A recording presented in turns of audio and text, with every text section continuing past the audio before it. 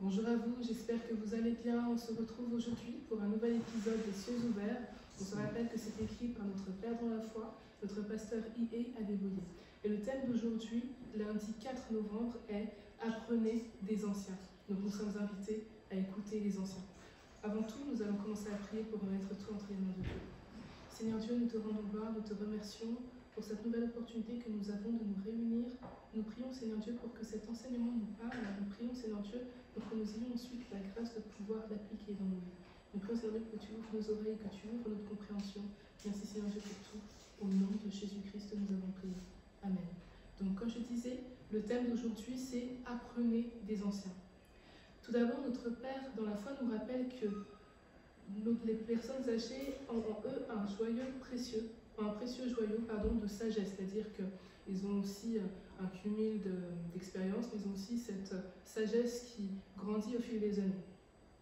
Et ensuite, il nous rappelle que quel que soit le niveau d'instruction ou d'éducation que nous avons, nous devons valoriser, en tout cas, nous devons apprécier cette sagesse des anciens et ne pas nous dire que parce que nous avons eu tel ou tel diplôme ou telle certification, on sait forcément plus que eux sur tous les sujets. Il y a forcément des sujets sur lesquels leur sagesse sera une plus-value, en tout cas, sur la situation qui sera avantagée.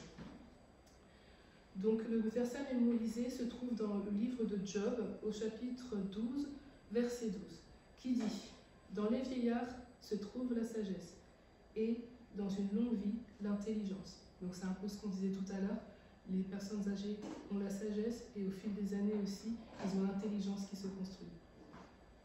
Donc je continue à lire le manuel de notre Père dans la foi, qui nous dit que peu importe à quel point nous sommes instruits, certaines leçons ne peuvent pas être apprises dans les salles de classe. Et il y a des choses qui sont apprises dans les salles de classe de la vie, comme il dit. Et il nous rappelle que lui-même, même s'il a un doctorat, même s'il a eu un grand niveau d'éducation, il ne s'assied pas en tout cas sur la sagesse des personnes plus âgées. Et maintenant, après, il nous parle du fait que dans sa jeunesse, il s'est assis au pied de différentes personnalités qu'il a connues et qui étaient considérées comme âgées, comme anciennes, justement pour pouvoir se nourrir de leur savoir. Par exemple, il nous parle du fait qu'il s'asseyait au pied de son père dans le Seigneur qui s'appelle le papa Josiah Hakim Dayomi, et il nous explique que chaque semaine, il allait le voir pour lui poser des questions. Et il trouvait ces leçons très précieuses. Et ensuite, il nous dit aussi qu'il a eu le privilège d'apprendre d'un autre grand homme pour lui qui s'appelle le papa S.G. Elton. Et il dit que toutes les 2 semaines, il se rendait à la ville où il était pour aller s'asseoir à ses pieds et apprendre de lui aussi. Et en fait, il nous explique que même s'il y a certaines choses qu'il a entendues de la part de cet homme et qu'il trouvait que ces choses étaient incorrectes, au bout d'un moment, notre Père dans la foi, en grandissant et en prenant de l'âge, s'est rendu compte que ces choses étaient vraies. Et ensuite, il nous rappelle aussi le fait que cette personne lui a enseigné une chose très importante qu'il garde jusqu'à aujourd'hui, c'est le fait que, par exemple, quand il a des tourments, quand il a des problèmes ou des sujets qui peuvent le turlupiner, au lieu d'être tourmenté comme beaucoup de personnes peuvent être tourmentées, il remet tous ses fardeaux aux pieds de notre Seigneur et ensuite il va dormir. C'est par exemple un enseignement qu'il a eu d'un de ces grands hommes qui ont pu l'enseigner tout au long de la vie. Et pour nous illustrer cela, il nous invite à lire le livre de 1 Roi au chapitre 12, du verset 1 à 19. Donc sachant qu'il y a 19 versets, on va juste résumer un petit peu l'histoire. Donc il s'agit de Roboam. Roboam est un roi à ce moment-là, et il y avait les enfants d'Israël qui allaient le voir pour se plaindre de différentes choses et qui avaient l'impression que leur vie était un peu compliquée, donc il demandait à ce roi d'apaiser leur fardeau, en quelque sorte. Et ensuite, il s'est demandé qu'est-ce qu'il allait faire.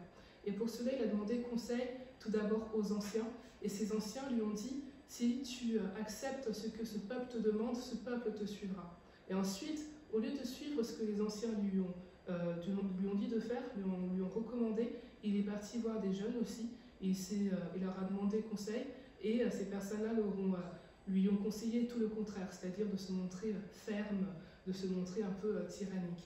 Et ensuite, le résultat, c'est que le peuple d'Israël ne l'a pas suivi. Donc ça, c'est vraiment un enseignement pour nous expliquer que oui, avec la vigueur de notre jeunesse, il y a des choses qu'on peut faire que des personnes âgées ne peuvent pas faire, mais aussi cette vigueur, parfois, nous amène à nous hâter, à nous presser dans certaines décisions et à prendre des décisions finalement qui ne sont pas les bonnes parce qu'on va parfois penser au court terme, au moyen terme, on ne va pas avoir la vision éloignée qu'une personne ancienne qui a déjà eu un long chemin dans la vie va avoir. Donc ensuite, notre Père dans la foi nous dit, bien-aimés, même si vos parents et les anciens autour de vous ne sont pas aussi instruits ou sophistiqués que vous l'êtes, écoutez-les quand même. Donc, quelles que soient les choses qu'ils peuvent nous dire avec lesquelles on ne peut pas être d'accord, il faut qu'on puisse au fil du temps en tout cas l'analyser et éventuellement l'adopter si on voit que finalement c'était la bonne chose qu'il nous disait de faire. Pardon.